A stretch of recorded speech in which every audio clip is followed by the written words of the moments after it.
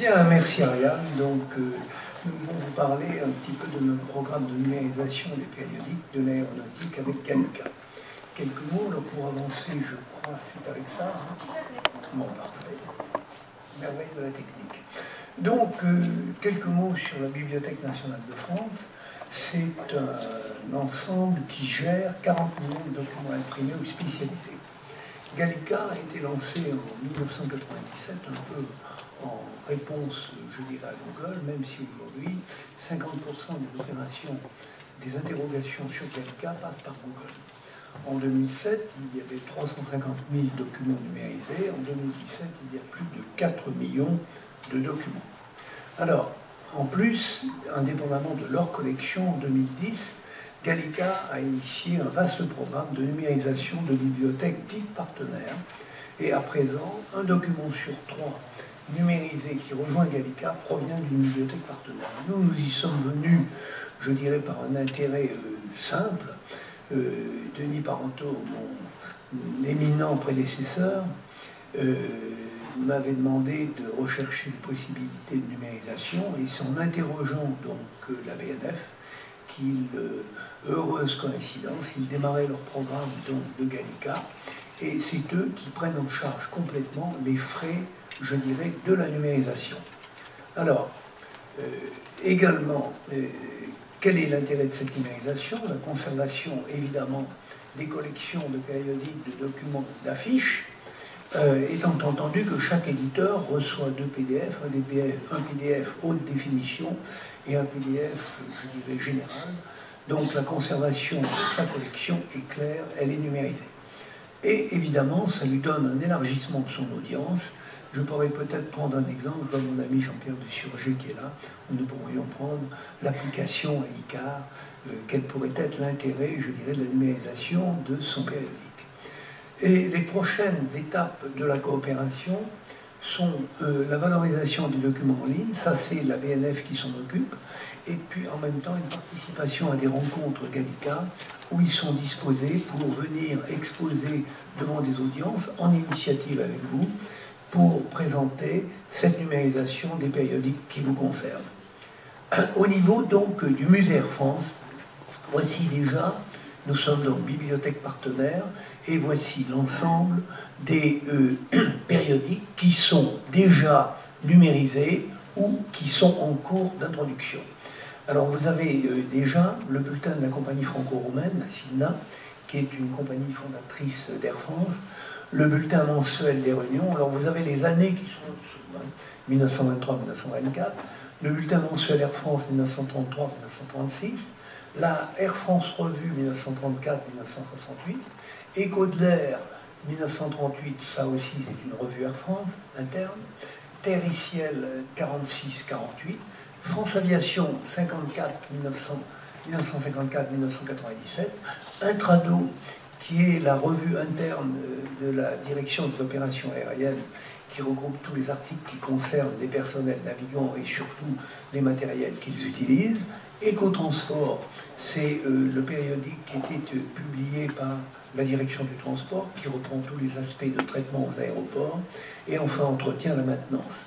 Ce que je dois préciser, c'est que leur moteur de recherche est absolument fantastique, d'une efficacité redoutable.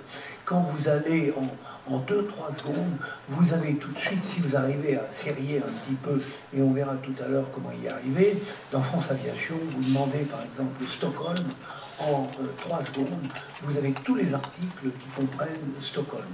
Il faut évidemment aller dans la revue, parce que si vous restez dans Gallica, sans spécifier la revue où vous interrogez, vous avez 2000 ou 3000 mentions Stockholm. Alors, autres périodiques qui ne sont pas directement du monde d'Air France, que nous avons numérisés, l'Aérophile de 1893 à 1947, La vie au grand air, 1898-1920, c'est toujours intéressant quand on fait des exposés de montrer l'environnement social ou culturel de l'époque pour essayer de resituer, comme par exemple quand vous faites une promotion historique, c'est toujours intéressant de montrer un modèle de véhicule, d'automobile qui essaie bien d'identifier la période.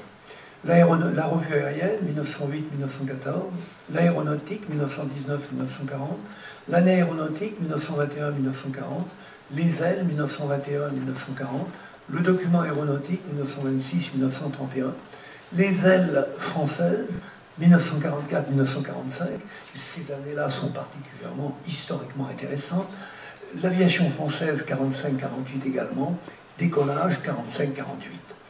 Alors, ceci est un peu un schéma qui montre, je dirais, l'étalement, comment dirais-je, les différentes revues qui ont concerné Air France et son groupe avec les années de parution. Maintenant, voici les périodiques qui sont en lice pour rejoindre Gallica en 2017. France Aviation est la revue la plus importante que nous avions numérisée. C'était en fait le périodique mensuel d'Air France interne, très riche, et il a été publié jusqu'en 1997, date à laquelle il a été remplacé par une revue qui s'appelle Concorde. Et nous avons donc Concorde en instance de numérisation. Nous avons prévu également de numériser les revues internes d'Air Inter et d'UTA. Air Inter, c'est point fixe, Inter, UAT Relations, l'ancêtre d'UTA, UTA Entreprise. Nous relançons, nous complétons la numérisation des ailes, il nous manquait les années 44-47. Nous rajoutons l'ère de 1926-1929, 1937-1947.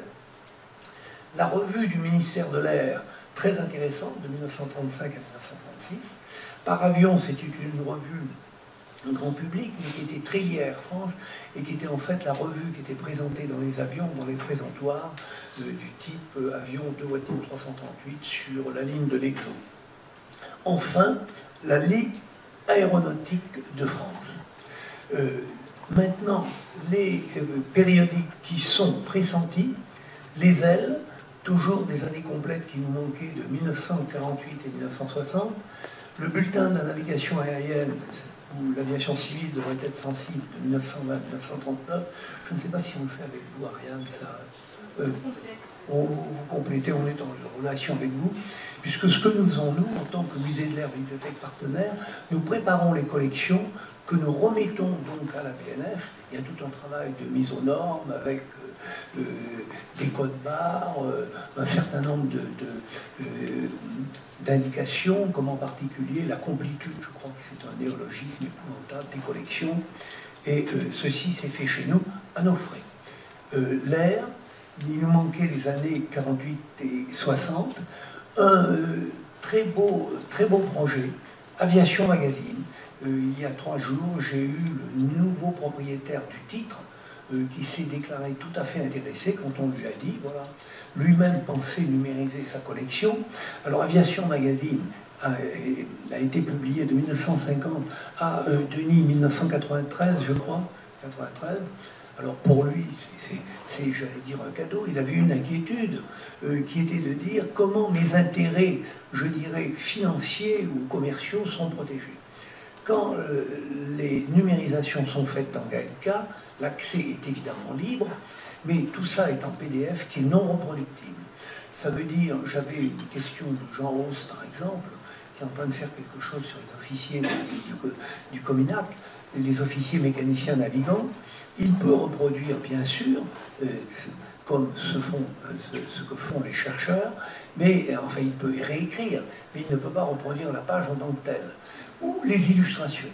Automatiquement, quelqu'un veut le faire, c'est une mauvaise qualité, mais la BNF renvoie à l'éditeur ou à la bibliothèque partenaire qui, à ce moment-là, négocie avec le demandeur, si c'est un éditeur de livres ou un journaliste qui veut reprendre in extenso un article, on peut discuter avec lui des conditions financières de le faire.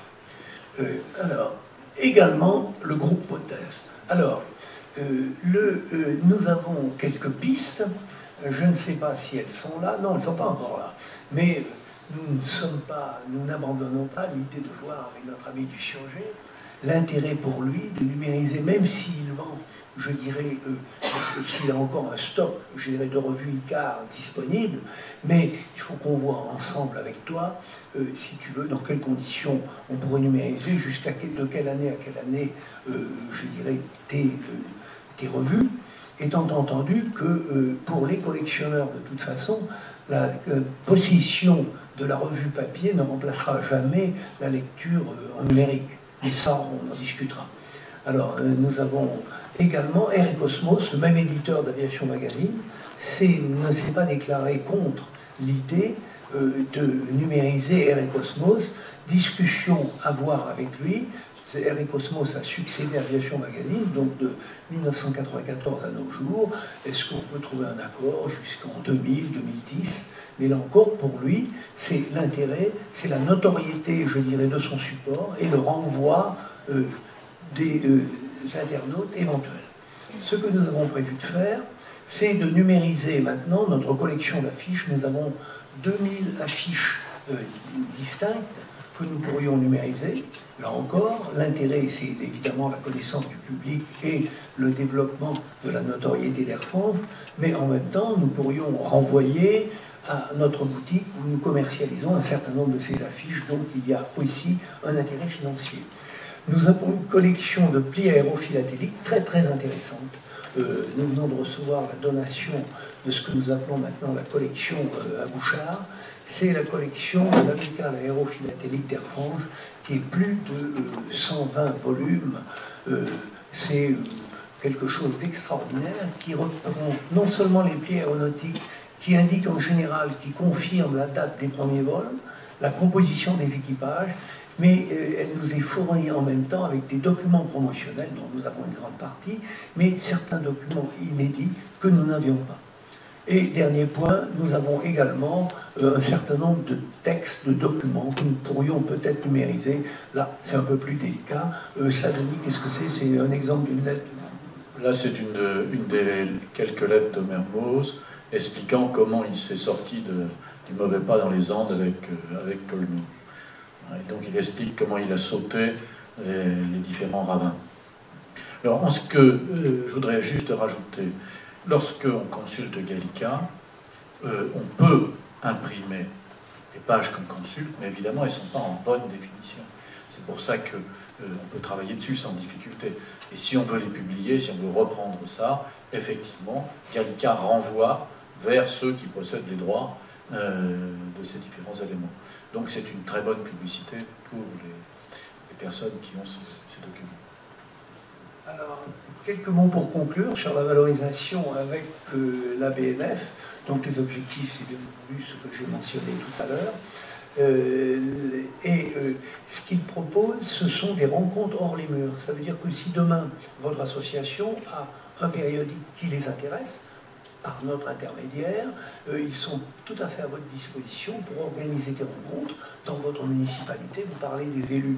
Nous, notre seul problème avec les élus, nous sommes une association d'une compagnie aérienne, c'est simplement la disparition dans un horizon proche de la maison des associations du 7e arrondissement. On trouvera une autre solution, c'est là-bas que nous tenons notre assemblée générale.